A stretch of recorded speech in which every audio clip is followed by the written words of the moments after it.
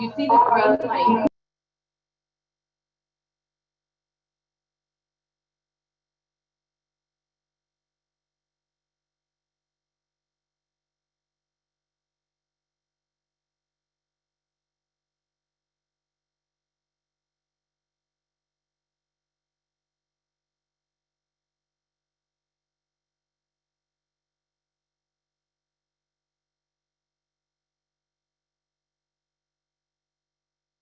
Oh, you know what?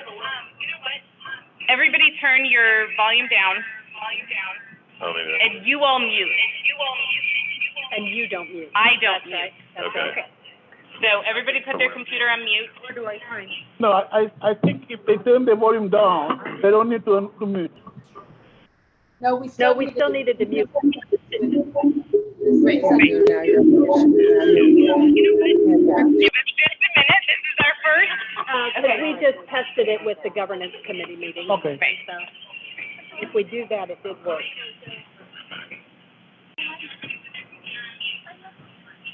That's my phone now. Okay. So now I will stay unmuted. Everybody else stays muted, and the green lights are on, which means it can hear you from where you're sitting. Heather sends lots of feedback. I think we're getting that. Okay. So is everybody muted? Yes. Okay. Muted, right? Okay. So now let's turn YouTube Live off, because I think that's giving us feedback now. Feedback. That's my. Okay. Okay. Yeah, from your phone, but I That's think from it's the coming actual through. YouTube. Oh, sorry. So now is that better? We have to do it again. Nobody heard us. Yeah, First that's true. agenda item. Okay. So starting over. Hopefully, we can now be heard on YouTube Live and for those joining into the Zoom session. Okay, excellent. So I think it's coming through clear. So let's go ahead and start over. Can I have a motion to approve the agenda? So moved. Second? Second. Any discussion? Everyone in favor? Aye. Anyone opposed? Motion carries. Okay, thank you. Quickly got that figured out. Okay, and no stakeholder comments, correct? Nope. Nope. Okay. And do we have Alonda here? I haven't looked online.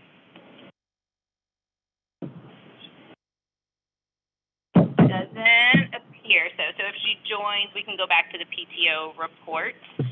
But we'll go ahead and move on to the March minutes, approving the minutes. Can I get a motion to approve? So moved. Second? Second, Mike. Any discussion? Everyone in favor? Aye. Anyone opposed? Motion carries. All right, turn it over to governance. Governance. The House Bill 1552 update. Good news. It is moving along. What they did last week was a whole lot of changes to it, which means that it now has to go to the government, Government Accountability and Fiscal Oversight Committee before the full Senate can give a final vote on it. So that's expected to happen this week. And then that full Senate vote is expected to happen, but because they've made changes to it, then it has to go back to the House for approval. And they have to vote again. But the biggest changes highlighted is that, part of the issue was Kansas City public schools and charters had come to, a better agreement, and in fact, KCPS is in favor of this, but St. Louis was not in the same thing. Now that funding equity, instead of taking the money from the school, so right now KCPS receives $10,200, we receive $8,500. It was going to have KCPS funding go down to $9,300, and ours then go to $9,300 since it's even. That difference is now proposed that it is achieved by DESE, but filling that funding gap. So if that passes, then everybody's happy, which means they're going to have to change their formula.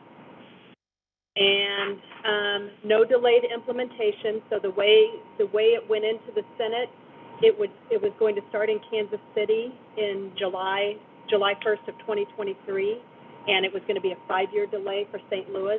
Now everybody would be starting July 1st, 2023. Charters will continue to receive all their state local funding directly from the state. In the original bill, charters would receive that funding from the district through a complicated formula, so now it will be the state. And then there are a few other things that are on there, like for-profit charters will be prohibited in Missouri. Going forward? Yes, and there are no for-profit charters right now, but they will be prohibited going forward. We'll have to publish the annual performance report on the website. Charter board members will need to be Missouri residents, but current board members who don't qualify can finish their current term. And charter schools also have to have lactation rooms in each building by July 1st, 2023, which already exists in KCPS. Hold on, go back to that other one. These are what is in the bill as it is now? As has been proposed after it was in the Senate What do last you have week. to have in each room? So in each building, lactation rooms. Breastfeeding. Breastfeeding for new board mothers. members? Anybody. Anybody. Teachers, parents? So you have to be, the board members have to be Missouri residents, though? Yes. Correct. So that's a big change. I wonder why that- Do we have in here? I think We have so. one. Yes. Jackie nodding. Yeah, we have One in each building? Oh, Or just one in lactation the room. district? I thought you were talking about Board members. resident outside of Missouri. No, I'm talking about these lactation rooms. Do we have one? I don't know. Yeah. Right. We can make one efficient. I think it's an easy fix, is my understanding. All right. So I'll send an update when we hear what happens this week, but then it goes back to the House. With it. So it's in this committee right now. Yes, it is And they're supposed, today's Monday, they're supposed to vote it out of the committee this week. this week. Then it has to go to the Senate. No, then it goes to the Senate, which is expected to pass But there. that could be next week, It could be. and then we're out of time. We're not out of time until mid-May. It's tight. It's very tight. And this is what happened last year. We ran out of time to get sort of. It never got in the Senate, we never got a vote. Right. Now we've had a vote. Right. Now it's gone farther than it did before. Right. Mhm. But still a challenge. Okay. So, yay. Yay. And Michelle, thank you for all the work you do to sort of mobilize our parents to make sure they know what's going on. And I think they've done a great job. They've done a reaching great out. job. So. The parent community has been huge. Right. I think oftentimes people don't think those things matter, but they matter a great deal when it comes to voting. So. I just want to make sure that people on YouTube, they're hearing us? Yeah, so Heather said she can hear us fine. She's virtually, and she said they can hear great. Oh, good, thank you. So yes, I think sound is working well. I'm not on Facebook. I'm not streaming it, though. I'm in the Zoom link, so I don't know if somebody on the live stream has weighed in. Right. Yes, we checked YouTube Live as well, so it seemed like once sound was good for you, sound was good on there as well. So I think we got it figured out. But if you don't unmute, the person who's speaking will not be shown on YouTube. That's Oh, true. that's right. Right. So I mean that is the downside of this system. All of these microphones, they all think it's me. Okay. So that's the downside. People can hear us, they can see us, but they don't know who is talking. Oh, I like that. Yeah. Right, it should be a little upside. That's Beth. It's all Beth. Well, speaking of Beth, you have a retreat update. Oh, yeah, so we are working, Eliman and I are working with Kent Peterson to help facilitate revising the strategic plan, and so we'll do some initial meetings prior to our June 11th meeting, so that we come to that meeting with some proposed revisions that we would then discuss as a board. And then following that, once those get finalized, there would be some action plans based on the revised strategic plan. There would be some action plans put together from a leadership team. So we are looking forward. That will also be in person. So trying to figure out a location, which I know Michelle mentioned we could potentially use her office. So yeah, plans are moving along. Oh, that, we were at your office before, weren't we? Yeah. Okay, I remember that now. Okay, so yeah, that's what we'll do next. We'll finalize the location, but it will be in person as well. Parent board election, Yes, we currently have 4 candidates. We will be organizing the interview for, on April the 21st, and the parents on the conseil d'école will choose the top 2, and those top 2 will be sent to the parents for election on May 13th to May 18th. So that's what we have yet to do. So. Is there going to be a PTO meeting where they? Yes, PTO is part of the conseil d'école. We will let them know. There'll be a PTO meeting before, because after the 2 top candidates are chosen, we will send to the parents their resume and information and whatever letter they want, and they'll be given an opportunity to address the parents during the next PTO meeting. It's already discussed. Yeah, that was really awesome last time. I don't know how you felt about it, and it was really awesome for parents to get to know, the candidates. Cool. And then just a couple of updates, kind of housekeeping updates. Training, I was looking at where everybody stands in terms of our requirements, and I'll send you an individual email if you still have any hours, and I'm counting the June strategic planning meeting. And we've got a whole slew of training from SchoolSmart that are really awesome. And so any hours that need to be filled, we'll do that. But then we're going to talk about kind of doing a little bit more intentional, deliberate work on those trainings starting next year, starting in July, going through some of those. Because I think we've got all of our training full through June. So we'll do some of those. And then committee meeting agendas.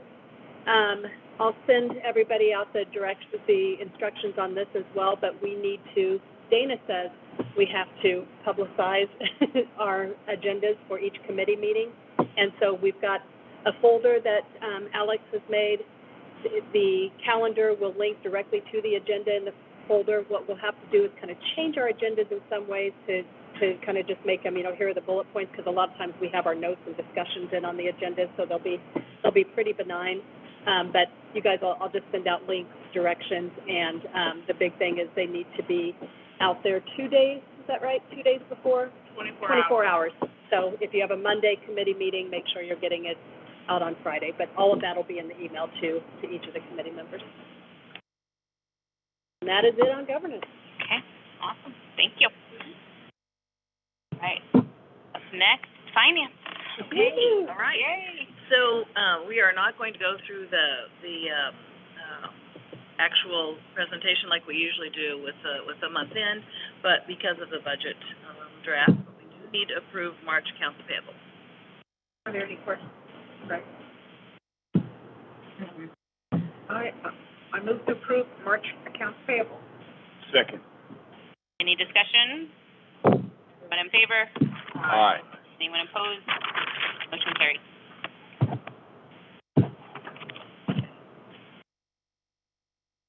Mr. Bang is graciously allowed to go from slide to slide, so I didn't have to change to presentation mode. So objectives of preliminary and final budgets are to go over the board members' responsibilities as financial stewards, how public schools are funded in Missouri, how we estimate and forecast revenue, which is quite a process, and then how we would like to spend our revenue. Next one. So the board fiduciary responsibilities include providing financial oversight, overseeing so that it protects the resources of the school, holding us accountable for budget management, making sure policies are in place, and the school staff accountable for providing current information regarding funding, entitlements, and ADA reporting, which is average daily attendance reporting. And always the same thing we do in admin when we're working on a budget is looking at strategic plan goals as we go through our expenses. Okay, important facts. So this year's budget is a $17 million annual operating budget. And of that, over 82% of our revenue comes from state and local funding, which this year is an increase of 6% over last year. And that has to do with some of our ESSER monies already being expended. About 5% of our revenue comes from the federal government for title programs such as Title I, special education, and some food services. And in this year, it's over 8% for ESSER and CSP, which is that charter school growth grant that we received, which is a federal grant. And interestingly enough, there's a lot of discussion in Washington to do away with that charter school expansion grant. So we feel very fortunate with our year. Next year will be our last year receiving revenue from that grant. And our fundraising is about 4% of expenditures. It's gifts and grants. It varies year by year.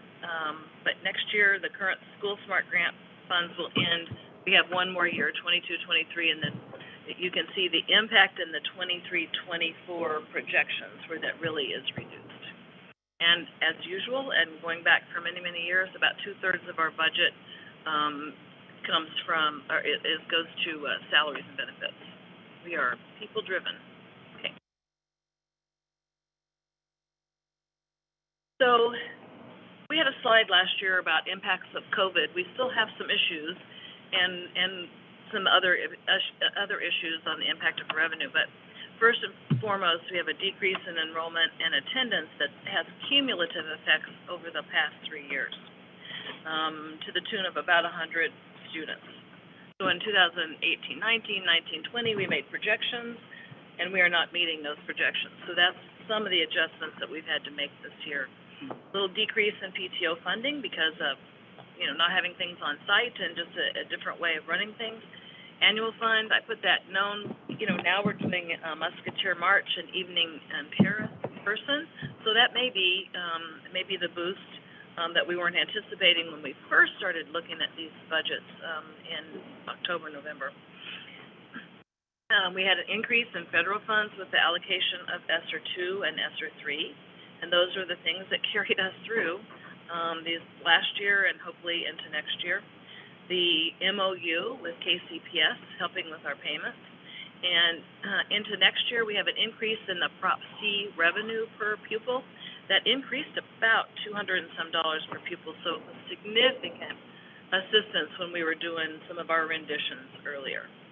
And as usual, we have some unknowns during the preliminary and even right up until the end of June, and that is summer school attendance. We looked at the summer school enrollment today, and it was 800. Over 800. So this budget rendition had about 650 or 700. So we'll make those adjustments. Again, doesn't matter how many. Maybe a problem. Right. Yeah. Which is the issue. Yeah. They have to come. So we'll make, those are the adjustments we make between now and June. But, if that is in fact the case, it will impact this budget in a positive way if we have 85% attendance. Re-enrollment, you never know, right? We have the last 2 years had increased attrition that we had never had before. Any increases in our homeless students from McKinney-Vento, and I don't even know why I put this here, but unforeseen closures, hopefully that will not happen. Interestingly enough, now that we're in our, how many years? Third year of pre-K? Is that right? Third year. We don't know our pre-K enrollment until October, and it's based upon free and reduced. So we have a lot of work to do to make sure people understand the importance of filling those out. So in this budget, we went ahead and assumed we'd have 7 students again. That could change. Hopefully it will not go down. There was also, it won't impact us now. When we started this discussion in November, December, there was a provision that was being discussed to allow charter schools to use the highest of their prior year ADA. District schools can already do that. But now with summer school and the increased enrollment, it wouldn't help us out this year, as far as I know at this point. And of course, waiting for the fix the glitch final outcome, because we throw numbers in there, and if we can just even put a little bit, it obviously is a huge impact. And the biggest unknown in this is the bus service, and I think Mr. Bang has a slide in his presentation to really dive into that a little bit more. The next slide I left in because it's important that everybody understands that the American Rescue Plan provided millions of dollars to schools and certainly helped us, as I said, make it through these last 2 years. So our allocation was a little over $400,000 for the ESSER 2, and so far this year from the forecast, we spent about half of that.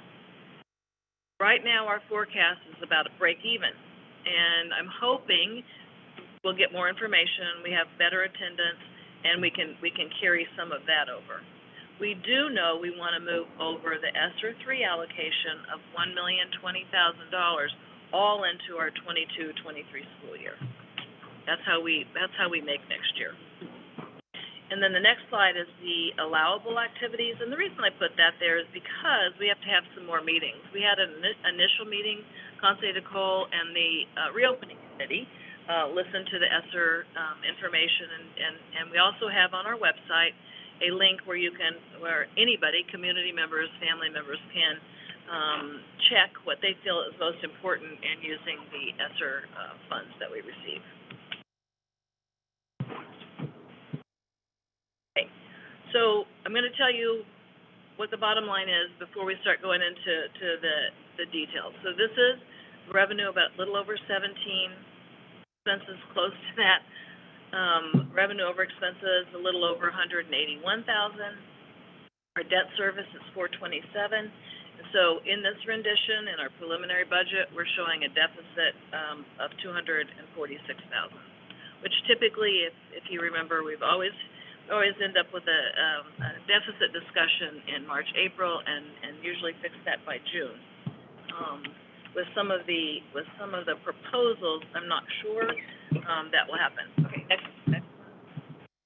This shows where our revenue comes from, and again, over 82% is from our basic formula, Prop C, some transportation, grants and gifts around 4%, federal funding 11%, which if you look in years past over the last, prior to the ESSER funds, that was not nearly that high. Fundraising 2%, which is still really critical, and all the other sources of revenue, yearbook and Medicaid, and some of the smaller sources of revenue. You notice in that grants and gifts, this federal CSP grant is there because it was a competitive grant, so we just put it into the grant bucket. Let me see. Hold on just a second. There's something I wanted to say about the federal grant. Oh, the current projection in the preliminary budget uses all of that ESSER 3 allocation of a little over $1 million. And as you'll see in a little bit, what that does is falls off in the 23-24 school year. So without a fix the glitch or other sources of funding, other grants or gifts, then that's where we fall off in that next year. Okay, next one. To be for those of you who just need a review, and basic formula is determined by our state funding plus our local funding times what we call WADA, or weighted average daily attendance. And this is where we spend many, many hours and go back and forth because it's really the true basis of all of the revenue. And that's how we get our basic formula. This shows what ADA is. We throw around these acronyms, but average daily attendance. And what that is we take the number of students we have, our head count, and we multiply that by 95%. We're taking a leap to go back to 95% attendance. And it is getting better, and so the year average last presentation I gave at forecast was like 92.8%. So it's getting better, and we had a few little glitches that we fixed in the database, missing a few hours. So we're going back to assuming that we'll get to 95%. That's it until you get some weighted weighted enrollment. So free and reduced can give you, if you meet the threshold, IEPs, which is special education, and limited English proficiency. Once you hit that a certain percentage, you get to add those back into your average daily attendance. So for 22-23, we had our summer school. We budgeted 107, and we only had 100. And we also got credit for 3 LEP students this year. So we're making the assumption we'll have the same for next year. Next.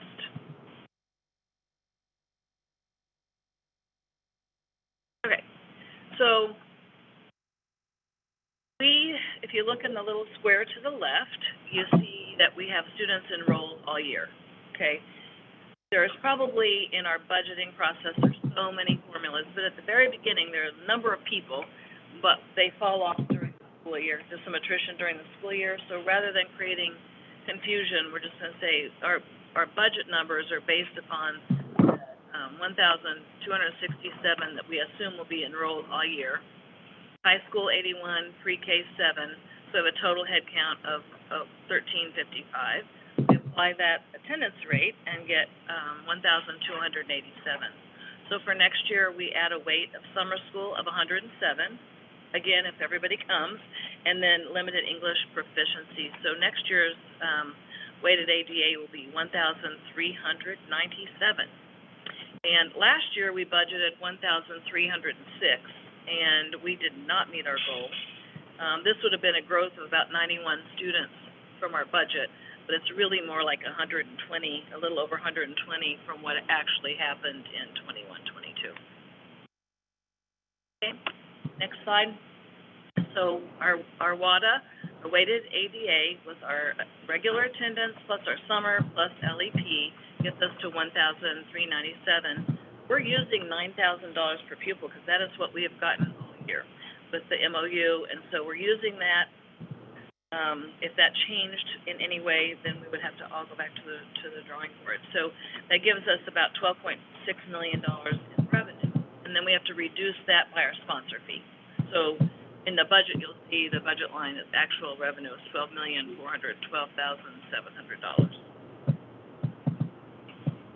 Next, just a little graphic about what I was talking about in terms of not meeting our budget, because that the budgeted WADA is the blue line and the actual is the orange line. I'll explain that a little bit more on the next slide. You can see in the left side, we had 1,200 actual students, and our WADA was 1,274, so it was under budget. But as you can see, obviously the weighted ADA helps us tremendously, but we're still way under. We were way under budget this year. Okay, next we're going to go over the revenue. Does anybody have any questions?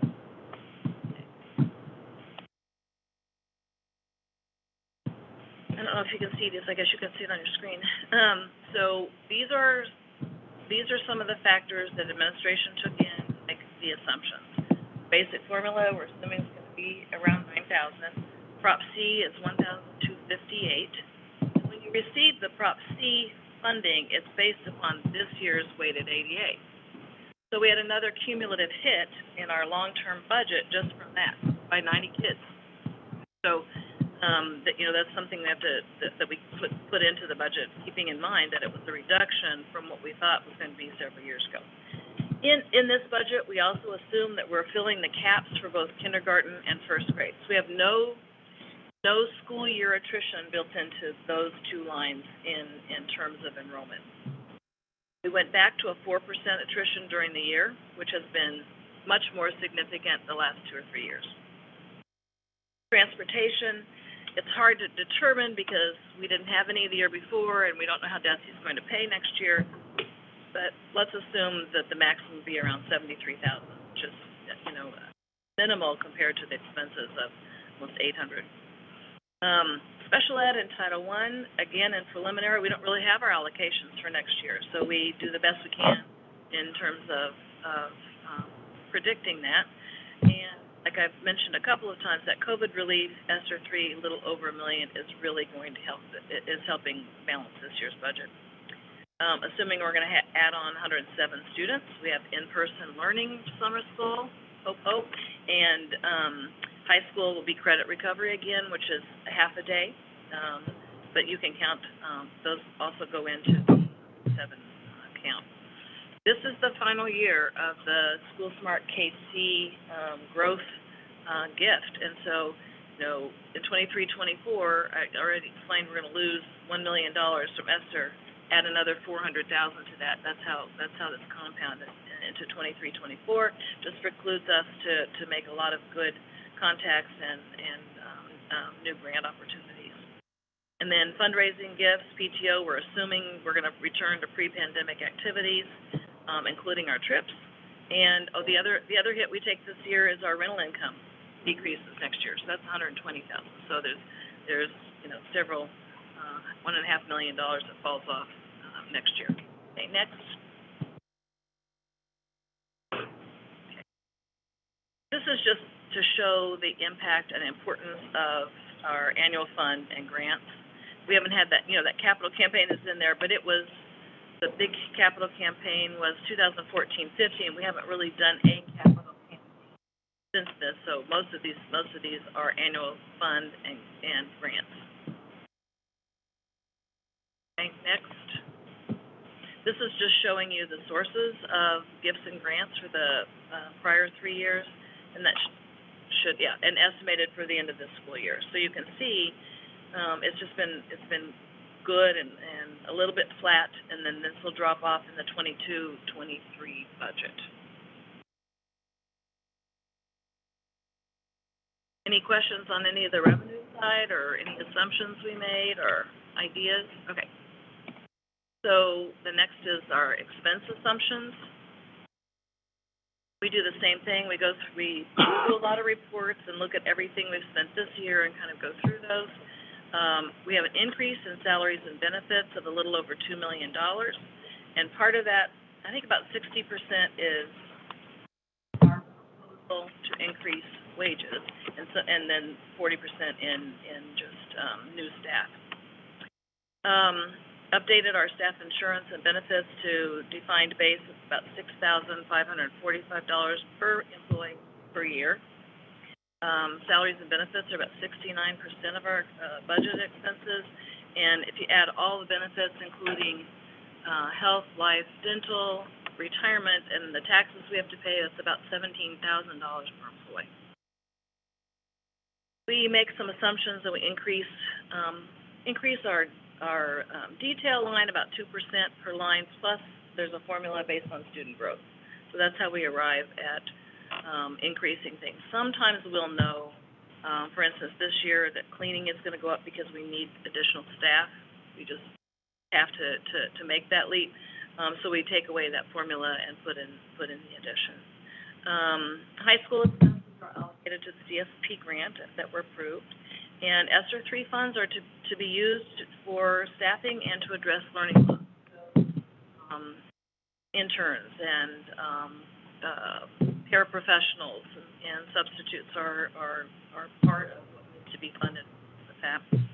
The summer school, we again assumed a pre-pandemic enrollment and staffing. Transportation, a minimum of 19 buses. Liability insurance and for staff and board. Just always concerned about potential increase. I keep getting emails from our broker, be prepared for increases in liability due to claims, not our claims, but across the board in all schools. And so I'm always, holding that. I know that cyber liability will go up. That's one of the packages that they said, please count on that. Teaching resources, we've tried to leave about $300 per pupil.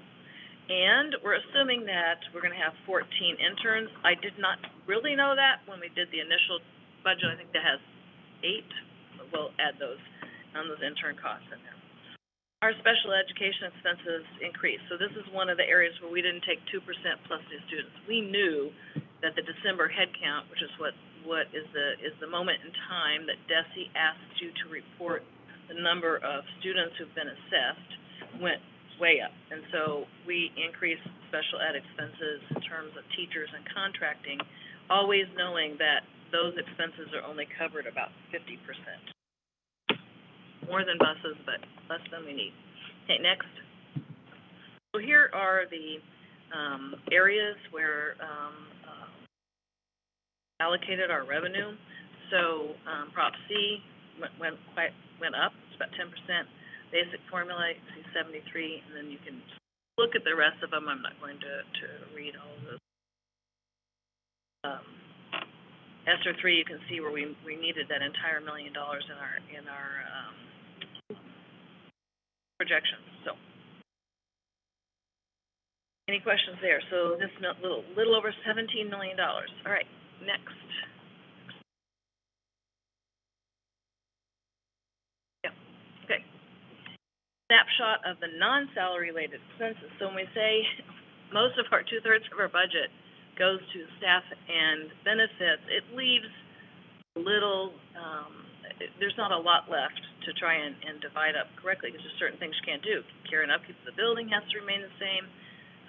It costs to have summer school. We don't get any money for transportation in summer school. This current budget, which will change now that we have a lot more students probably, we had transportation of almost $160,000, and that is not reimbursed at all during summer school for DESE. Care and upkeep of the building is about 9%, and as you know, we have deferred capital expenses for years, and there is a very lovely assessment of all 3 buildings that was done by MC Realty. We need to have another finance committee meeting to kind of start looking at those and plotting those out over the next few years. Some of them, roof at Cherry, for instance, is next year. And I know that some of those get plotted out. And then we have, unexpected things like the oak sidewalk crumbling in the winter. So we need to look at that long term, and that was the whole reason we've been so frugal and tried to build up our reserves, so that we could plan for some of those interest expenses on our loans and the lease of equipment that we have. And then all of our other expenses, professional development, all of the package of insurance for work comp, property, all of the fundraising costs, our accounting costs, our database, and all the staff recruiting. And our staff recruiting is higher than other schools. And, with visas, Homeland Security checks, it's about $4,000 per employee. So what happened this year is interesting. We're going to be way over our allotment that we put into the budget for 21-22, because we have teachers that are coming, and so these expenses happen this year. So it just depends on how many new teachers you're getting. So next year we budgeted the same amount, but this year it might be a little bit more. Expenditures, the next. So the next slide is a summary of expenditures, and again you can see on the far right column, 21-22 was estimated, and that would have been in the board report. So it was about a break even at a negative $23,000. Remember back in September, October, we thought it was going to be $300,000, $400,000, and could have been, but we got $500 more per pupil this year. So that was. Hold on, did you skip ahead? Revenues with the expenditures. I'm Mr. Bang, this slide number 32. We already did that. Oh, there you go. All right. Just missed one. Okay. So then this year our expenses with this first draft are about $16,933,000. Then we have to take the debt service out of that amount, and so this first draft is a negative $246,200. One of the important things, and I think what I sent you, I will send you an update. I had completely worked through this with Westbrook. It's not a big change, but the estimated operating cash beginning in 22-23 is up a little bit from what I sent you. So it's $3,880,000. So that's the unrestricted cash carryover. That's a good thing. Okay. Next slide is estimated debt service. Okay, sorry about that. This is all the debt service from all of our loans. This is how we keep track all year long, so we know what to put in to our budget. There's some leases, and then mainly loans. So for this year into our budget, we have to reduce it by $427,000. Okay, next. if you're interested, this is how Westbrook, don't take any credit for this, so helpful in looking at our beginning operating cash, all of the ins and outs for the whole year, and that's how we get to the estimated ending operating cash, which is what we're hoping would be the beginning cash for 22-23, barring anything that happens between now and June 30th. Okay, next slide. So when we're talking about salary scale increase, what we're asking is, Mr. Bang has developed a new salary scale. What that did, it increased the first lane 2.5%. And so that, in these assumptions, that increase is baked in here. So this year, for 22-23 preliminary, as I said, we're estimating that we would have a negative $246,200. So then you've got your unrestricted carryover, and if that's really what happened, and it gets approved, and we aren't able to do a final where we had to use cash, it just shows how that filters through there. But if you look at 23-24, you see the negative 1.5 million. It's not all about the revenue and expenses in the budget. It has to do with really losing all of those funding sources. ESSER 3, School Smart, rent, all those big sources of and then, it's interesting because if you had, those of you who've been here and we saw the 18-19 projections, we're moving this out about 2 years, but we've never hit a negative in the years that we had thought we were going to. So, done a good job of controlling things and living without things, and this year the proposal is to fix that salary scale. Any questions on this one at all? Okay. Next one, just some key takeaways. Again, revenue, a little over 17 million. Total expenses not quite at 17. $9,000 per pupil. Great increase in Prop C. Year-over-year growth of 56 students from budget, not actuals. We don't know quite that. And we're assuming that ESSER 3 carryover. We're still got about $1.9 million in gifts and grants. So on the expense side, it's where, that the increase in teachers and staff, which I did not put a slide in, but I will in June. You approved that in the February meeting. But the proposal is to increase the base scale by 2.5%, which then filters down to approximately 5%. Facilities, this draft just has regular maintenance and repairs. We have not put any capital improvements in there, but I think before June we will probably do some of the things that we absolutely think we have to do. And if you remember, we always carried over about $35,000 we wanted to put back into the endowment. We haven't done that for years, so I think we didn't do that again this year with a negative balance. Transportation is of concern. 6% of all of our expenses, and we have a lot of unknowns that Mr. Bang is going to talk to you a little bit about. Got a question. Sure. Go back one slide, maybe. So, does the 23-24 number, does that take into account the fix the glitch?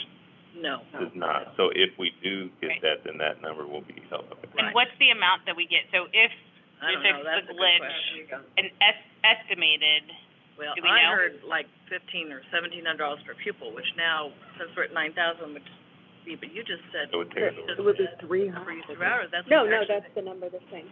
9,300? Yeah. Yes, Well, that is not nearly the number we were anticipating. Okay. I thought the 93 was when you said they're not going to bring everybody to. They're not going to bring everybody to they're not going to. That was one option. The other Right. option was it was, Staying at 10 or whatever. and then Desi would make up the Right. difference, right? So Right. that still is, we would go from 9,000 to over Over 10. Over 10, 10. right? That would be good. And, I think, and not only that, in addition, we still can't let the fundraising and grants and gifts fall off. Right. I'm not sure, I mean, We just need it. when I look at the calendar, I don't see how that gets back to the house. That's my, but I'm a negative, No, that's fine. I am a very negative that's fine. person. But we have got to, and I don't know. Realistic. Yeah. Right. Realistic. But I think we gotta figure out some, I don't know. We've gotta go Some grants or for the, some grants, yeah, Yeah, we've gotta get more in gifts and grants and, secured next year for some of the big, we Even need, if we don't make the 1.5, if we wiped out 500 or 600, then we do have, our extra over, but we need to wipe out part of it. right, yes. I do think relationships with funder, we need to sort of revisit that in a way that we haven't in a couple of years, so Right. that has to be. Pandemic, and I don't, We've gotta start on it, but yeah, we Yeah. have to accelerate it big time. Yeah. Okay.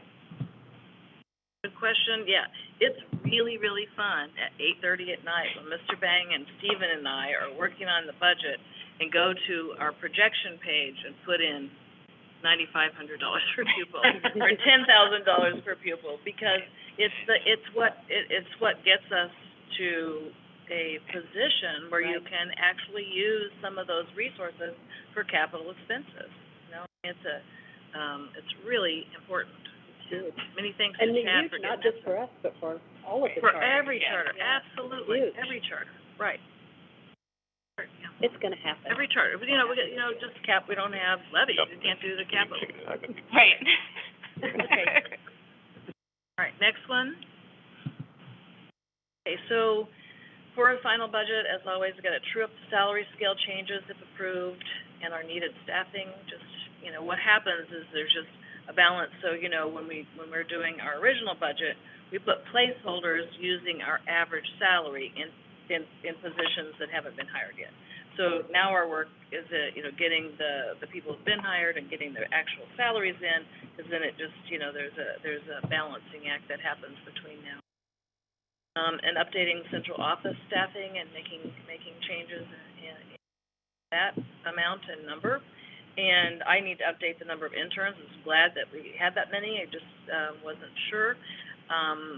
Getting the estimated cost for the manual career tech participants. I think we put that in terms of how many students. I don't think it's many, but it's a great partnership. We just need to get add that in as a expense. Got to true up all of our enrollment, summer school, free and reduced, and I won't know about that ESSER 2 carryover till we see what happens the rest of this year.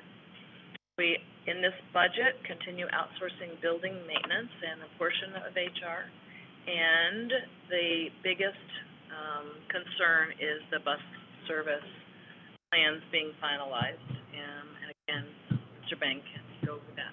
Jackie, what determines the ESSER 2 carryover? Like, is that a guarantee or not? No, they allocated $400,000, and as of March, we have spent almost 200 of it.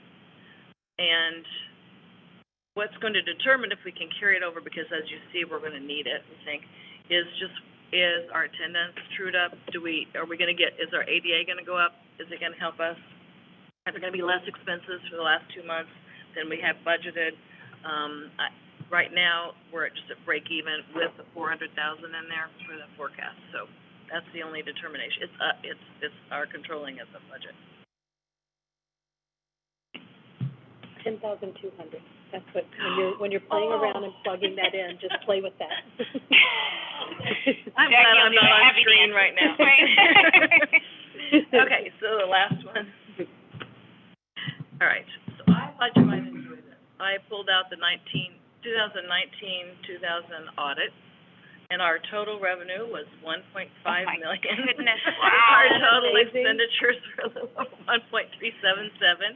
We had $150,000 left over, which we could have paid 1 month of salary.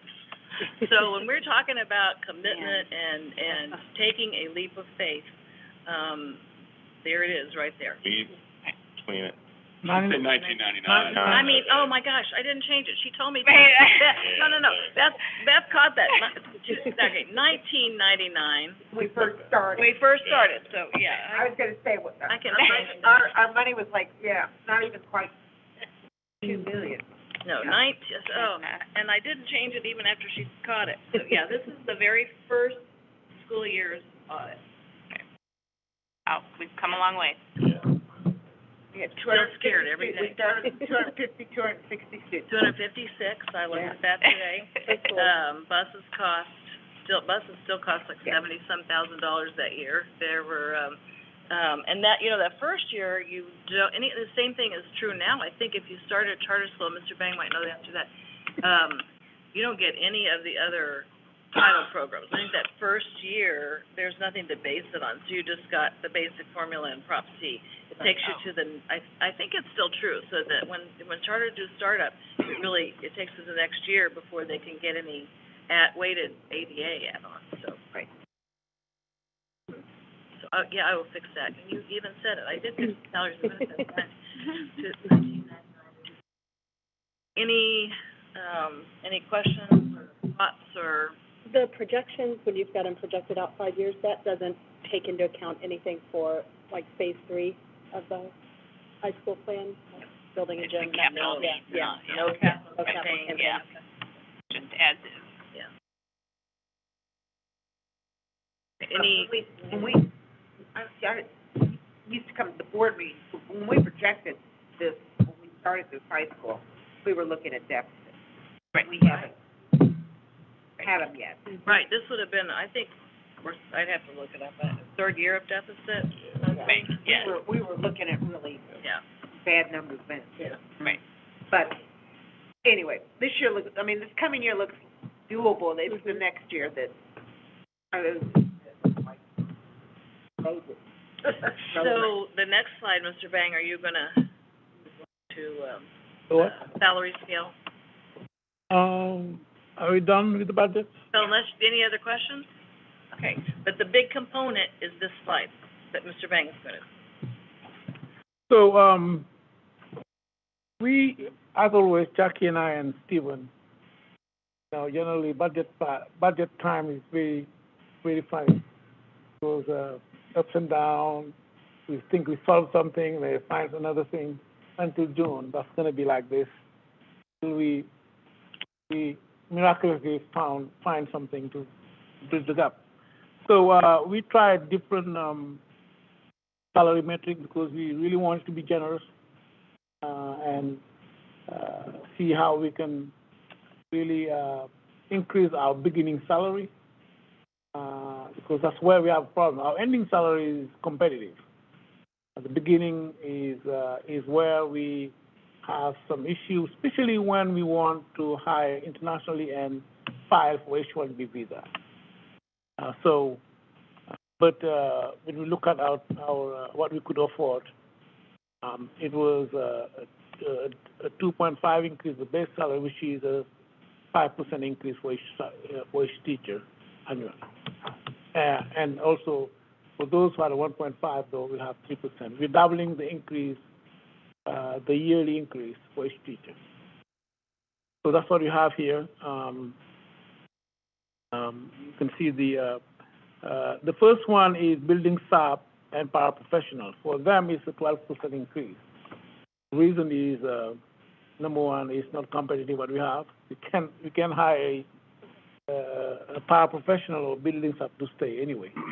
And if you look at what it means is $150 for a substitute. We are paying currently $130. We were paying it, but we couldn't have any. We had to pay $150 for outside people to come and sub. Sometimes $180. So we are paying the $150 to our own building sub and paraprofessionals, aligning to that.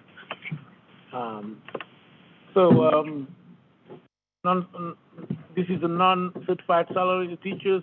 There's a cap there because if you are hired as non-certified, normally 3 years, you have 3 years to get a certification.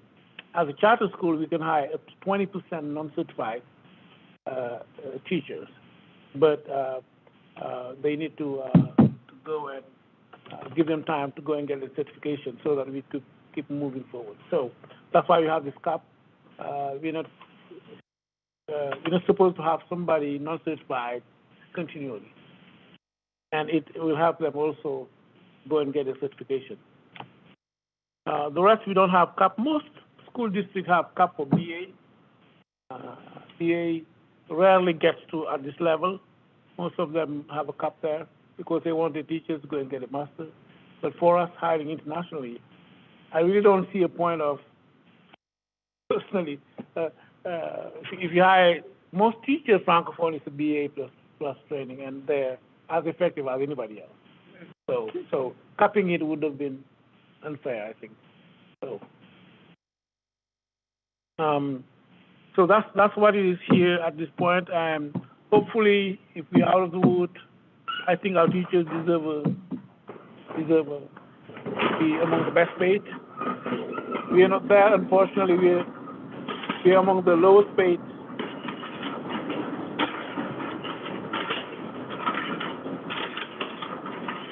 That's the drawbacks of improvise.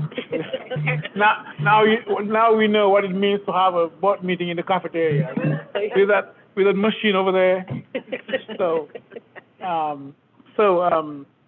I think that personally my goal is, I don't know how, but increasing the base salary to be as competitive as possible. But for the ending salary is pretty competitive, especially knowing how much money the others receive compared to us. We talk about 2,000 per, 4,000 per student, and our school is more expensive to run than a normal school because of not only the visas, the additional English teacher, and so on. You're talking about, 600,000 more or 700,000 more for us to run our school, and that's an issue. But still, I think that we'll continue to see how we can continue to raise the salary for our teachers. Any question about the salary? We need a motion. I'll move to approve 2022-2023 teacher salary scale. Second it. Any discussion? Everyone in favor? Aye. Anyone opposed? Motion carries. Thank you. Before we move to that, real quick, since Jackie will be leaving us June, I'm going to take over the Finance Committee Chair position. So, thank you, Jackie. Sorry, Harriet. Okay. Both of them are leaving us in June, so one retiring, one. Harriet, thank you for your work on the committee. Still be on the committee, though. Right, and you're not allowed to leave. We're going to for a whole year. But, Okay. I'm going to be doing that from Zoom, no?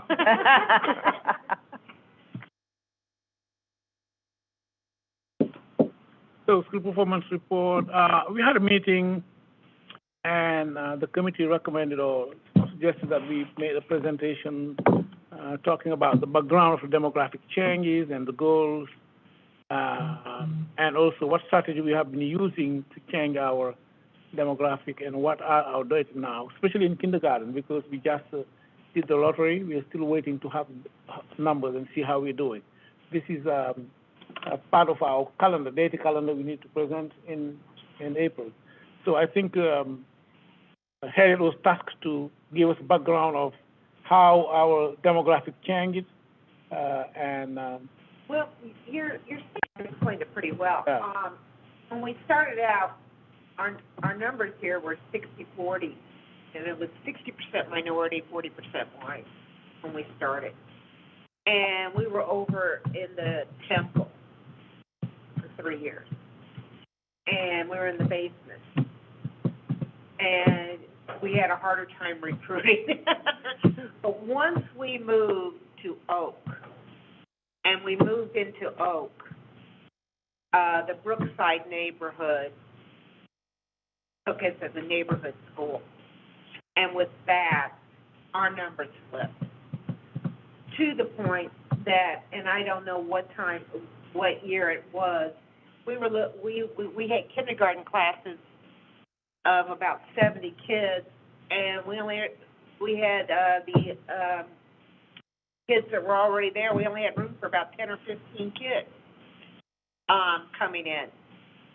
So we increased our kindergarten classes to 120 and put them in a church for 4 years, I want to say, till we bought Cherry. But our numbers continued. Once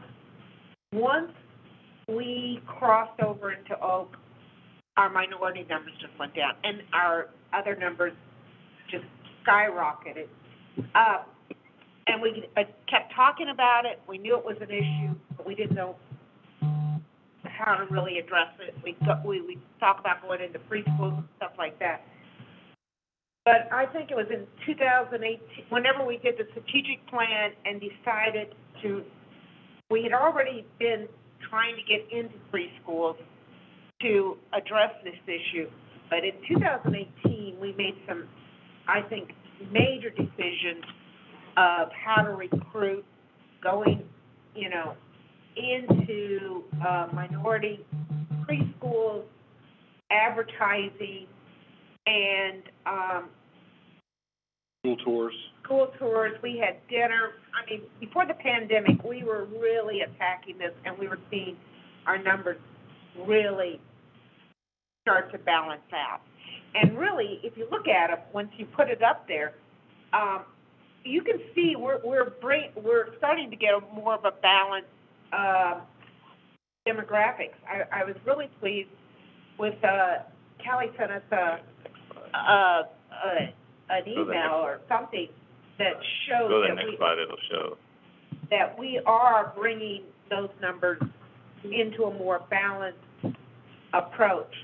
But that is what really changed our dynamics, was going into, and we kind of knew that might happen.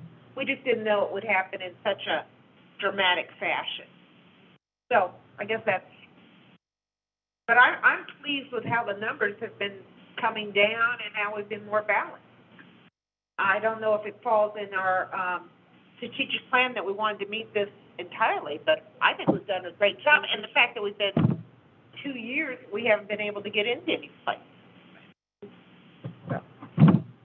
Yes, pretty much. As you can see, the first one is our strategic plan projection. That's the goal we want to reach by using all those strategies. The problem is the first 2 years, the last 2 years, if you look at here, hiring 2 recruiters to target minority zip codes, we were not able to do that. All these things, unfortunately, it's like we were frozen. And of course, I think if you look at even the what we have now, the percentage, the numbers. If you look at the numbers of Caucasian has not really changed. It increased a little bit, but the minority has dropped. That's if you look at our number of overall number of applications and lottery. So, which means that now that we hope that we'll be able to do it, we need to get back to that strategy, hiring recruiters, and I'll talk to Chrissy and see how we can do it. The interest of these recruiters is that we have 2 people, we give them Chromebook or computer. They go to neighborhoods and talk to people and help them fill the application. So that's what we used to do. And it was really helpful, plus events, plus advertisement, going to minority organizations, and especially also the preschoolers. Last year, we had hard time finding even teachers for the preschoolers. We're, I think, only intervening now into 1 preschool, I think. So we should, all those things affect really our strategies. Hopefully, with the pandemic coming down, hopefully it's gonna not a new variant. We need a guarantee from Jennifer. So hopefully we'll go back to our strategies and make sure that we attract more diversity and also increase our number of applicants.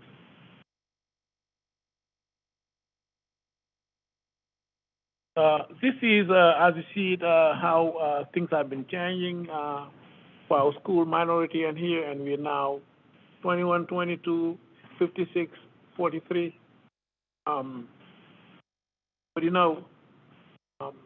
were at 66 in 2018, 63, so we're reversing the trend.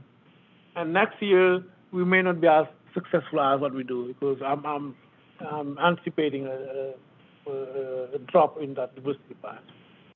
So. Because we haven't been able to do the things that we know. Unless I have some ideas that probably we can do, talk to Chrissy about it, and have a campaign right now to recruit on those minority, even for next year. Mm-hmm. Because we're not full yet, we can still recruit additional Well, students. we don't know yet, because we don't know we're full until till September. Yeah. Okay. Any questions? No, still me. I have a question. When's our next meeting? Did we set one? Board meeting? No, that report. So that, Yeah, now they're scheduled regularly. You mean, We schedule those committee. meetings, but I didn't think we scheduled another meeting. We you don't- mean the? I think it's regularly the- scheduled for the fourth Tuesday, the fourth Tuesday of the month. It should be on your calendar, but we'll double check. All right. So staff recognition, so for Fiduciary recognizing Martin Coevy, a third grade teacher, Coevy, she has been nominated by the Cherry leadership for the Missouri Charter School MCSPA Excellence in Education. So I think it is Missouri Charter School Association, Public Association, okay? Missouri Charter Public School Association Excellence Award. So every year we have Excellence Award funded by School Smart Casey. So, teachers can get recognized, which is great. We have nominated many people, but Cherry thinks that Martin is she's a great teacher. I've been here for years now and doing an excellent job. Oak is recognized, Jackson Jones recognized for the versatility he's been showing all along at work. He's always ready to help his colleagues, volunteer for new tasks, be creative and take on new responsibilities. We all truly appreciate his skills and abilities. Shukran Justin, he is also will be coordinating our, planning our summer school. He's not a kindergarten teacher, or is he? No, he is helping part doing, remember the administrative leadership program. Really? Right, it is, right, it's good and bad. It's a loss for the classroom. He's phenomenal, but it's great to give him opportunities to really take on leadership. Until you send out something that says he's coordinating summer school and watch that Right. go up. Armor. Now is recognizing the art teacher. She has been, Chandra has been doing extremely well. She has been an amazing addition to AL. Most recently, she had our students draw their own representation of sunflowers, which she then put into a slideshow and shared with 45 schools in the U.S. as part of a project to support Ukraine. These flowers have been stitched into a digital quilt and sent to Ukraine. The poster is also displayed on our walls at Armor, as you can see it here. That's awesome. Okay, and admin leadership is recognizing Dorothy because she's the vice principal at Oak. However, we had a lot of instability in one of the fifth grade. I mean, we hired a teacher who came and spent one day and left. It's crazy. So she volunteered to, she was kindergarten, she was a fifth grade teacher, by the way. She volunteered to substitute for a fifth grade teacher for 2 weeks, and then she's now serving as homeroom teaching French to help create that stability for the students for the rest of the school year. It was awesome. So, COVID, I heard that here at Armor, we had 8 weeks without a case, which is great. Oak have, I think, a couple of cases, and numbers are really down. With the approval of Kansas City Health Department, we are now no longer contact tracing individual cases of COVID within our buildings, though this may change in the event of a cluster. But the COVID committee may also look into ending cohorting, because I know the kids don't like it, but we're thinking of doing that. So at this point, we're fine so far. Any questions? Now, programs. IB diploma, as I said, we officially authorized. This is great, amazing. Again, Thanks to Dr. Paul and Cassie Wilson and all the high school team, teaching team. Those have been extremely active. Madeline Hines, our counselor, yes? So this has been approved. We have kids moving into 11th grade. Are any of them going to try to get this diploma? The full diploma, yes. We have some. Some? Yeah, some are planning to, and I would say more and more students, by the way. I've heard that more students are opting to go. Are interested in doing the 2 years? Yes, the IB, yes, the full IB. Great. We have an amazing 10th grade class. So they're really working hard for that. One of the things we needed to address, and we did it, was addressing compliance with the safety requirement for science room, and we're also planning to renovate the art room for next year, the two science rooms. We really want to have the best possible facility. As I said, the others can beat us with a nice sports facility, but we want, in terms of academics, at least we are in parallel. So we want top-notch things and great program, quality program. Yeah. Academic program, professional development, international dual language instruction conference took place in Utah. We sent 2 principals and 2 teachers attending the conference. We are focusing on immersion, French immersion, immersion training with Carla Institute based in Minneapolis, partnering with 2 trainers to meet with grade level teams on a weekly basis. So that's something that we needed to get back to our core activities, immersion, French immersion. Planning for next year, hiring. We have multiple positions posted, K-11, and have received approximately 300 applications. We are conducting interviews almost daily, and we've made an offer and have signed contracts. It's still going on. It's a lot of interview from our principals and vice principals. Is it easier this year to get people here than last year? To get them here, yes, because hopefully, the visa will no longer be a problem. Last year was very difficult. And part of the reason why we need more is that we did not get the teachers we needed this year. So we have to replace those people and then provide for the growth and any attrition we have. That's why it's going to be a tough year next year. We are restarting tours to welcome K family to the building, kindergarten families.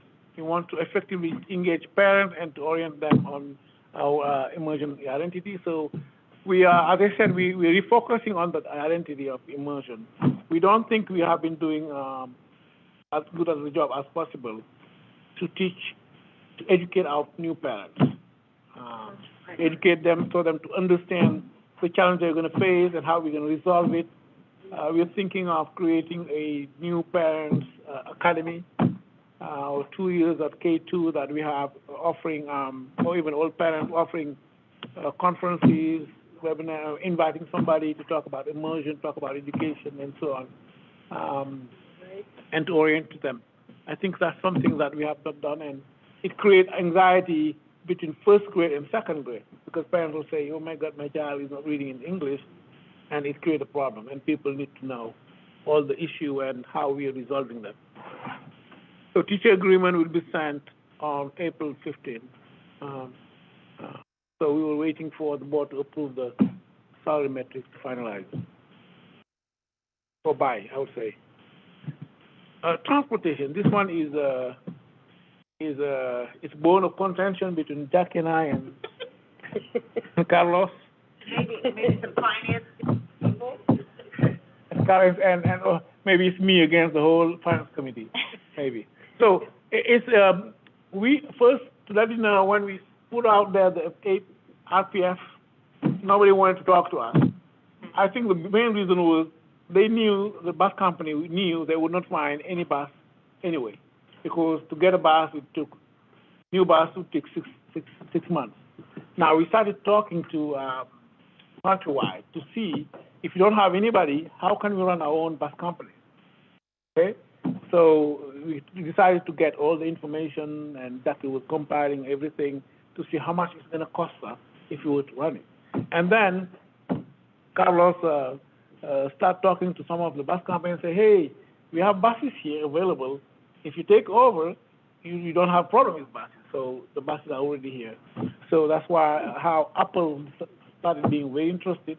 We started talking. We had conversation between Apple, countrywide, citywide, and us to discuss it. And they were very interested and told us that they're going to be bought by First Student, which is already done. And a couple of weeks ago, I think we had a meeting with First Student, citywide, and us. And they're extremely interested in taking over the bus company and service. So they told us in 2 weeks, maybe this week, they'll send us the cost of how much it's going to cost to run the bus. However, I already told Carlos and everyone, we're going to continue to study how much it's going to cost us to do it, because I think that at the end of the day, when the board is going to make the decision, not me, they need to know, be well informed that that's how much it costs to run our own bus companies, and with the headache, with the craziness, with everything, but also is how much it costs if you go with student first. And then knowingly, the board will decide which way to go. That's what I thought, that we're not going to stop investigating, because I think if we did not have the citywide takeover, it would be unthinkable as to start even a bus company. It wouldn't be even possible.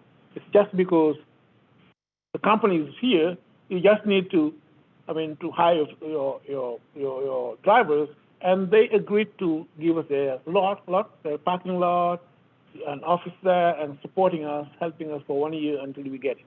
So I thought that, personally, I don't want to have to deal with headache of driving a bus, but I think if ever, we don't know, if the other company come up with $200,000 more, $300,000 more, and at some point we need to see what is best for us or no. That's the only reason. I'm not pushing us to have a bus company, but at least knowingly we know what's going on. I would like for you to look at us buying the buses and leasing them back to, and us not running them. Leasing them back to, wherever the first students are. Why would they do that? Because then we wouldn't be doing two businesses, but then we also would cover ourselves. Because what you're afraid of is if we give them the buses, or if we don't do it, then they raise the cost on us to an extortionate number. But if we own the buses and they ran it, then they couldn't raise the numbers on it. Well, maybe it's something we can talk about, but I don't know if it's possible to know. My thinking is the following, okay? Again, I wish we had a company and run it, and we don't have the headache. Right. But if it comes down to 2 years, 3 years, extremely expensive. But you can have your own company and run it 2 years, doesn't work, you sell it and go to somebody else. But you cannot go to somebody else if it's more to go to a company. It's too late. That's how I see it. I'm saying that you can have your company, run it 2 years and say, this is not worth it, sell the buses to the new company, and take it over and do it. But we, right now, with all that's going on, we're spreading ourselves way too thin. That's why I'm saying, buy the buses and have somebody else run them. Well, we'll have this conversation once we get it. This is just an introduction to let you know. But personally, I think that you're right. Having a bus company running it for us will help me not getting any phone call from angry parents to deal with certain things. So I'm not having to deal with that. Nobody will deal with that. So, but anyway, as a board, I thought that getting all the information will be helpful. Well, and I think it's great, because it would be very easy to say, okay, we just won't have bus service anymore. So I think it's great that we're looking at all these options. Right, because I don't think no bus service is an option, right? We have to figure out how to make it work, but I agree, that's a lot. Where are the other charters, like University, do they run buses? No, none of them. The only school I was told by one of our funders, that I need to talk to is Crystal Ray. They're a small school, but they have their own buses.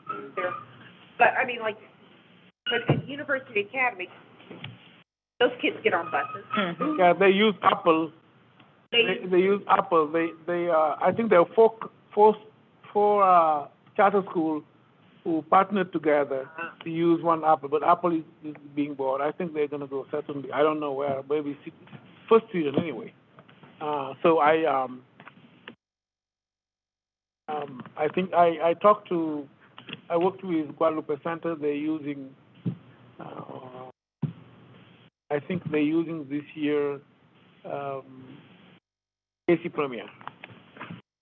So. But the odds of having door-to-door service probably not going to happen if we go with the bigger bus company. Well, if Apple, no, if first student takes over these buses, it's going to continue. Because that's the only reason they'll be taking these buses. Otherwise, they will not do it.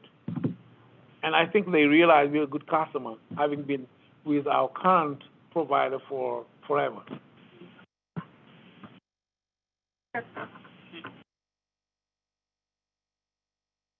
Any question about anything about the school? I think it's amazing, and for all my yapping, that you got that program done in such a quick time. The IB diploma. Right. Yeah. Yes. Well, I think that is really fabulous. I think what made it easier is MYP. Right. I think that some of the credit also belong to the middle school teachers, because by having the MYP all the way, and it was really well done, and we have been doing it. So moving to the diploma was much easier. So we're talking about 6th to 12th grade now. Mm-hmm. And the great thing I think about having a high school is this: it forces us to even improve our program, our lower program, because we know what is the expectation over there. Mm-hmm. Okay? We know if any of our kids is not performing, they're going to be out anyway. So we have to deal with that in high school. Okay? Because before, once they graduate, we don't know what's happening over there. Of course, sometimes we meet with the parents who tell us, oh, I'm so happy, my kids are doing well here and there. In all those schools we receive, our kids were really happy. But now, having a high school with this kind of rigor, we're already discussing how do we cascade down all the way to 4th grade and making sure that our kids are ready and placing almost everyone in Algebra 1 by 8th grade and making sure all our kids are ready for the IB program. Mm-hmm. That's how we go find some money. Right. Yeah. We need money. Because it really is great. I think we talked about, like, having 5th graders tour the high school. Is that going to start happening now that tours are opening up, so that and 5th graders and their parents, so they start seeing how great the high school is? Well, we talked about that. I just want, when people are touring, I put the best face. So Yeah. I think in the fall, at this point it's one level. People can imagine what's going to happen in the 4th level, but once you have everything, I think people will realize how good it is. I know some of the parents who visited the high school in October. Yes. In October, November, were surprised because they did not expect it to be this serious and good and nice. So they were all surprised. Maybe, and that's what I heard, was just tons of great feedback when people went to that high school meeting and how much they loved it. It's like, maybe we need to capture you on video talking about that and run that on the website or something. Let's do it in the fall. Once Okay. I'm dreaming of having. I don't know if I will do it. I'm dreaming of having this state-of-the-art science room and art room. Yeah. Because you want science and arts, Mm-hmm. everything. People, that's what you want. Okay. All But videos. I All agree, videos it matters. You have to get more families into the high school to see it earlier on, because when they see it in 8th grade, they've already decided where they're going, right? They've made up their minds, so starting younger, I think will have a huge impact for our high school. You know, our next board meeting, now that we're in person again, we should actually tour it. Right, I know, I bet many board members haven't seen it, Yeah. so yes, absolutely. I haven't been in this, that's the other comment I have to make. We have not had a board meeting like this in 2 years. This is my first time to sit at the board table. Yay! All the board meetings I've Welcome. been at, I'm finally at the table. Very exciting. 2 years. Right, yes, it's been a long time coming, but it's nice to see everybody in person. And I didn't even pay attention to the bullets on the president's report. It's not about any of those, just a couple quick things. One, I think we are working to revise our board meeting agendas to be more focused on just what are the discussion points that we have. And so we would get a report ahead of time with anything that's just straight report out, that would come in writing, ideally a week ahead of the board meeting, that it's up to us to actually read through. So we won't have things that are just report outs, we won't be, my goal is to not do those anymore. So that we can shorten our meetings and just focus on what are the things that we really need to discuss. I did mention, I think finance, we should always have an in-depth report because finance is always complicated and we need sort of that reminder each month about what finance is. So that's one thing that we are working on doing. The other piece that I will just say is a thank you to Jackie, to Carlos, who is not here, to Harry. I mean, we are losing some amazing people right now. We are at a really pivotal time. I think the three of you, plus Pam, who is sitting behind it, I mean, this school is what it is because of the dedication that you all brought to it. Michelle, Jen, and I were lucky enough to sit down and have breakfast with these two and just pick their brains about what is the history of our school, because I think too few people understand the history. So we're working on figuring out, we got a lot of information from that breakfast, trying to figure out how do we formalize that to make sure new families and even board members understand the history of our school. So we are at a really pivotal time right now, losing some amazing historical knowledge. So just a huge gratitude to all of you, and you have to stay involved too. So yeah. Losing John too. Yeah, so John and Harriet are transitioning off in June. Carlos and Jackie are retiring. So yes, it's a big moment, I would say, for our board to really figure out how do we continue to bring historical knowledge, and keep that historical knowledge and bring the same level of passion for new board members. So we have a lot of work to do to find new board members. We know we'll have a new parent-elect joining in July. Will be their first meeting. I'm working with Black KC, who is doing some regional charter board recruitment. I will actually meet all of the candidates through Black KC on Thursday. And each charter school has the opportunity to identify one possible new board member from that recruitment. So we're looking at new ways, but we need other people to be thinking. It's a big moment for our board, I have to say, and for the school. So, with that, any final comments, thoughts? All right, we can go ahead and adjourn. An exciting in-person meeting. Do you do closed session? You have closed session? Yeah, so we do have a closed session. So everybody should log off of there. We got a roll call to get into it. Oh, right, thank you. Roll call, still, So I think we have to do roll call on the live meeting. You have to make a motion to go into closed session to discuss legal matters, have it seconded, and do the roll call. Okay. So I'll move to, go into closed session to discuss personnel matters. It's actually Legal matters. Excuse me. second. All right, so roll call vote. Michelle? Yes. John? Yes. Harriet? Yes. Jen? Yes. Kelly? Yes. Michael? Yes. Beth? Yes. Okay. So now we can sort of log off of our computers. Yep, go ahead.